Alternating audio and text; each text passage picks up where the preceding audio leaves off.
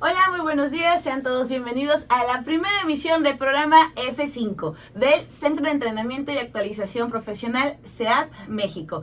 El día de hoy, al ser nuestra primera emisión, tenemos a un invitado, a nuestro padrino del primer programa, el especialista y doctor Sergio Ley. Doctor, muchísimas gracias que nos acompañe el día de hoy. Es un honor tenerlo acá. Y pues bueno, doctor, ¿cómo se encuentra? ¿Cómo está? Bueno, buenos días. Muchas gracias por la invitación. Pues contento de poder participar con ustedes y como bien dice, ser el primero en abrir este nuevo podcast. Me da un enorme gusto poder ser parte de él y esperemos sea el primero de muchos. Claro que sí, doctor. Como bien sabe, el doctor Sergio Ley es médico, pero aparte es especialista en urgencia. Doctor, fíjese que ahorita para la audiencia que nos sigue en redes sociales, pues son muchos chicos que están en constante capacitación y también la intención es que nos vean muchísimos familiares de estas personas, ¿no? Pero cuéntenos cómo fue esta decisión de estudiar medicina. Bien, bueno, la decisión de estudiar medicina vine desde muy pequeño. En este caso, mi padre es médico, entonces me tocó ver desde pequeño el quehacer del médico, me tocó estar muy cerca de él y verlo laborar, y eso me gustó mucho de la medicina. Siempre lo vi como mi superhéroe y las cosas que hacía me gustaba mucho, y la idea de poder ayudar a las personas en un tema tan delicado y tan importante como la salud me motivó muchísimo, y de ahí fue donde inició la espinita para estudiar medicina. Ok, pues trae el ejemplo de Ley de casa. Así excelente. Es. ¿Y por qué la especialidad en urgencias, doctor? Bien, eso se dio a cabo o me nació el interés porque en alguna ocasión yo soy de un lugar que se llama Pijijiapan en la costa de Chiapas.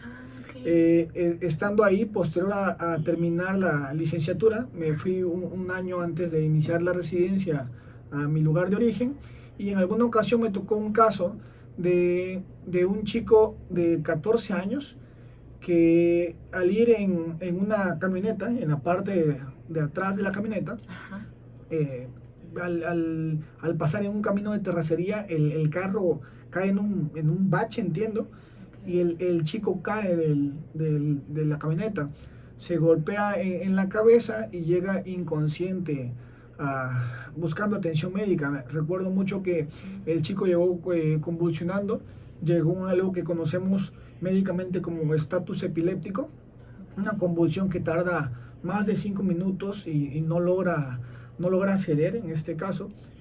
Y recuerdo muy bien que ese chico tuvo un hematoma subdural, una hemorragia intracraneal asociada al trauma, y en Pijijiapan no teníamos los medios de cómo atender a ese paciente, y recuerdo muy bien que me tocó acompañar al chico en el traslado de Pijijiapan a Tapachula, que era el lugar más cercano donde podía darse atención especializada para este tipo de pacientes. Pero me di cuenta en ese momento que en el actuar de médico faltaban muchas cosas por hacer o por aprender o para poder manejar un paciente de ese tipo. Y recuerdo muy bien que me fui en el traslado en la ambulancia, pues básicamente con la bendición de Dios, más que el saber qué hacer. Y eso despertó el interés en mí de aprender qué hacer en ese tipo de situaciones críticas, porque era una emergencia neurológica. Era un paciente que requirió manejo avanzado de la vía aérea, que requirió en este caso una cirugía para el drenaje del hematoma y cuidados neurocríticos. Y eso fue lo que despertó el interés en mí en la medicina de urgencias: qué hacer ante momentos críticos y saber qué decisiones tomar en una situación tan complicada como esa. Ok, doctor, entiendo. Mire, qué interesante cómo pues, las experiencias que tenemos en nuestra vida nos va formando a esta parte de ejercer, de especializarse. Y en su caso, pues que ahorita ya lleva 7 años, nos estaba comentando el de detrás de cámara, ejerciendo con la especialidad. Sí, ya llevamos 7 años de que terminamos la especialidad de medicina de urgencias y nos venimos a radicar acá a Tuxtla, entonces ya son unos poquitos años ya. No, ya son bastantes, doctor, claro que sí. No, pues sí, qué interesante, doctor. Fíjense que el día de hoy el doctor nos trae un tema bastante interesante, que es la detección temprana del accidente cerebrovascular. Pero antes de empezar con este tema a profundidad, porque ahí puede haber mucha gente que como tal no sabe qué es, o le puede llamar de otra manera, que también es algo muy común. Y aparte que nos va a explicar también cómo detectar los signos y síntomas, realmente cuál ha sido su experiencia directa con este tipo de padecimientos. Bueno, el accidente cerebrovascular, que como tal, para la audiencia, se define como ya sea la obstrucción o la pérdida del flujo sanguíneo hacia algún territorio del cerebro, ya sea por obstrucción o en este caso por la ruptura de un vaso, lo que coloquialmente conocemos como una embolia cerebral en el caso cuando hay una obstrucción, o lo que comúnmente conocemos como un derrame cerebral cuando hay una ruptura de un vaso, hay una hemorragia. Es como regularmente lo conocemos de manera coloquial. Y en el ámbito de urgencias, pues somos el área que recibe este tipo de pacientes. Es una emergencia neurológica y es una cantidad alta de la población que recibimos. En México se menciona o las estadísticas refieren que hay 118 casos por cada 100.000 habitantes que llegan a padecer un accidente cerebrovascular. Y es importante mencionar que es una causa importante de muerte, pero sobre todo que es la principal causa de discapacidad o que generen algún tipo de lesión posterior a esto, a este padecimiento. Es una causa importante de discapacidad que va a repercutir tanto en el ámbito familiar como en la cuestión económica dentro de la familia. Entonces, hay la importancia de detectar este padecimiento de manera temprana. Mire, bastante interesante porque entonces es más común de lo que parece. Es muy frecuente, desafortunadamente, mucha gente no acude al servicio médico o lo tratan de atender en casa, espera a que pase, y ese es un problema que nos afecta sobre todo en el área de urgencias, y es algo que vemos muy frecuente, que los pacientes llegan regularmente fuera de un periodo de tratamiento para esto, y aquí viene la importancia de detectarlo rápido. ¿Por qué? De estos pacientes con un accidente cerebrovascular, hablábamos de que en algunos casos hay una obstrucción de un vaso, ya sea por la formación de un trombo, un coágulo, o porque un trombo migra de otro nivel, otra región, y tapa alguna arteria a nivel del cerebro. Es lo más frecuente en el 80% de los casos, y en el 20% de los casos restantes es la ruptura de un vaso. Entonces, lo más frecuente es que se obstruye un vaso por un coágulo. Y la importancia de la detección temprana es que cuando llegan al servicio de urgencias, tenemos un periodo aproximado de 4 horas y media para tratar de reperfundir el vaso, para tratar de administrar un medicamento que rompa el trombo, el coágulo que se formó, y que la circulación a nivel cerebral se restablezca para que los síntomas puedan desaparecer. Ok, doctor, entonces estamos hablando que a raíz de que empieza ¿cómo decirlo? Cuando empiezan a obstruirse el vaso, entonces tenemos 4 horas para que todavía la persona no presente consecuencias severas. Así es. El paciente va a desarrollar síntomas desde el inicio de la obstrucción. Ajá. Esto es una patología que se caracteriza por presentar un inicio súbito. El vaso que menciono, lo más frecuente es que se obstruya porque hay una placa de grasa en el vaso cerebral, principalmente la arteria más afectada es la arteria cerebral media, se tapa por placas de grasa. Si la placa se rompe, se llega a formar un coágulo a ese nivel y obstruye la circulación, o en algunos casos también muy frecuente, algunas arritmias, como por ejemplo la fibrilación auricular, genera que se forme un coágulo que esté a nivel del corazón, migre con la arritmia y llegue a obstruir una arteria a nivel cerebral y genere en este caso un infarto cerebral de etiología cardioembólica. Es de inicio súbito, por lo tanto, desde que se obstruye el vaso, el paciente va a presentar síntomas de un accidente cerebrovascular. Y la importancia es detectar, porque a partir de ese momento nosotros tenemos 4 horas y media para iniciar el tratamiento de reperfusión con un medicamento que rompa el vaso y libere la obstrucción. Ok, mire, muy interesante porque sí es cierto, ¿no? A veces pues sí, los mexicanos sobre todo, pues tenemos la costumbre de dejar las cosas a la hora, ¿no? Y no darle la importancia severa. Aquí es muy importante, fíjese, doctor, ya que estamos entrando en este tema, ¿cuáles son esos signos que la persona presenta que uno puede ver y decir, no, ¿sabes qué? Vamos a urgencias porque noto esto en ti y creo que esto no está bien? Claro, como mencionamos previamente, la arteria más afectada es la arteria cerebral media. Ajá. Y esto va a generar ciertos síntomas que son muy característicos. Hay una escala prehospitalaria que nos sirve mucho en el área de urgencias y que me gustaría comentar para que la población en general sepa que si presenta alguno de estos síntomas pudieran estar iniciando con un accidente cerebrovascular, y es la escala de Cincinnati. La escala de Cincinnati mide 3 criterios o 3 puntos, los cuales podemos evaluar de manera muy rápida en casa, y consiste en lo siguiente. El primer punto, vamos a pedir que el paciente sonría. Al pedirle que el paciente sonría, vamos a ver simetría facial y vamos a buscar si hay o no desviación de la comisura labial. Si el paciente al sonreír tiene desviación de la comisura labial, solo abre, tiene apertura bucal en la mitad de la boca y hay desviación, le daríamos un punto de estos 3 criterios. El segundo punto, pediríamos que el paciente, preferentemente con los ojos cerrados, intente levantar los 2 brazos y los mantenga elevados durante 10 segundos. Si el brazo claudica o no lo puede levantar, estaríamos dando un segundo punto, es decir, que el paciente intente levantar un brazo, uno eleva, el otro no, o que lo intente levantar y el otro caiga, estaríamos dando un segundo punto. Llevamos 2. Y el tercer punto, vamos a pedir que el paciente repita alguna frase. Le pedimos que repita una frase. Si el paciente la puede emitir de manera fluida, no es un criterio, pero si el paciente no la emite de manera correcta, el lenguaje arrastra las palabras, entonces tiene algo que conocemos como disartria, sería un tercer punto. La importancia en esto es que levanta la sospecha de que estamos presentando un accidente cerebrovascular. La escala nos hace referencia a que si tenemos uno de estos 3 criterios, tenemos un 72% de probabilidades de que el paciente presente un accidente cerebrovascular, el cual sube a 85% si tenemos 2 de estos criterios. Y es una escala que se mide de manera rápida y no requerimos más que pedirle al paciente que sonría, pedirle que levante los brazos y pedirle que emita una frase. Y de esa manera nosotros podemos levantar la sospecha de que el paciente presente un accidente cerebrovascular, y en ese momento, si el paciente presenta alguno de estos datos, hay que activar el sistema médico de emergencias y acudir a urgencias porque probablemente estoy presentando un accidente cerebrovascular.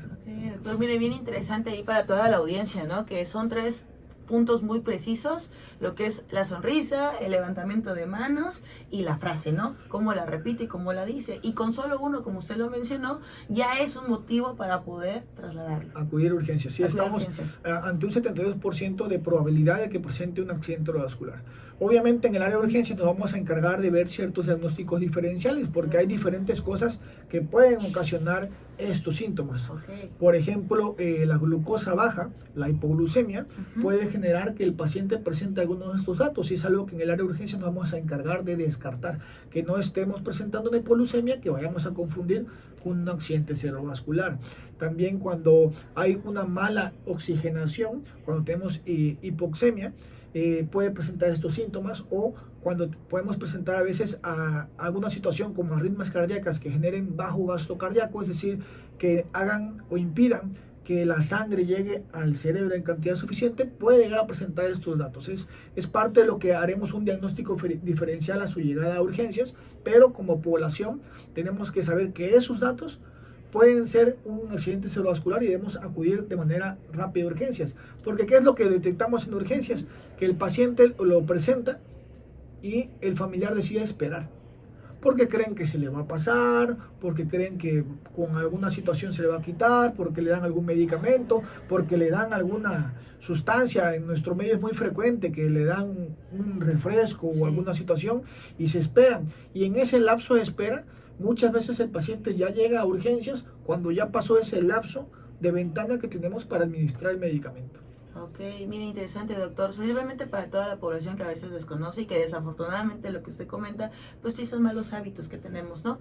Por ejemplo, doctor, y ahorita que me platica todo esto, ¿cuáles son como ciertos factores de riesgo que la persona puede tener que pueda generar o detonar este tipo de situaciones? Claro, los factores de riesgo para presentar un accidente cerebrovascular varían.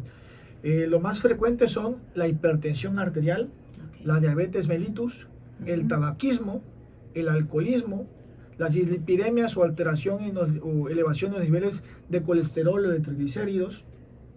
El sexo masculino es más afectado, la edad, sobre todo en pacientes mayores de 65 años, El antecedente familiar de al tener algún familiar que haya padecido alguno de estos padecimientos también es frecuente en los pacientes que presenten arritmias cardíacas, sobre todo la fibrilación auricular es un factor de riesgo importante. El sedentarismo, la obesidad son los principales factores de riesgo cardiovascular que en este caso aumentan el riesgo de padecer un accidente cerebrovascular. Ok, mire, bastante interesante. Entonces, quitando a un lado la cuestión genética, pues porque no se puede hacer demasiado, sí va muy relacionado con los hábitos que tenemos como personas.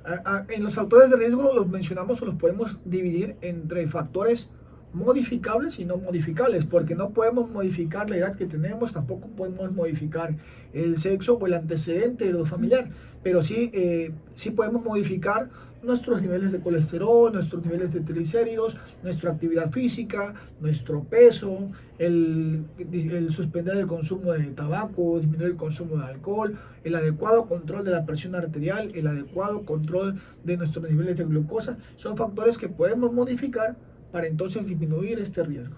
Mire, bastante interesante porque de alguna u otra manera creo que también no estamos educados desde la cuestión de los hábitos. Y a veces dejamos pasar, no queremos hacer ejercicio y lo empezamos a justificar, ¿no? Comemos, pues, la comida rápida es muy accesible, es a veces más económica y aparentemente nos hacía más y ¿cómo decirlo? Nos gusta más.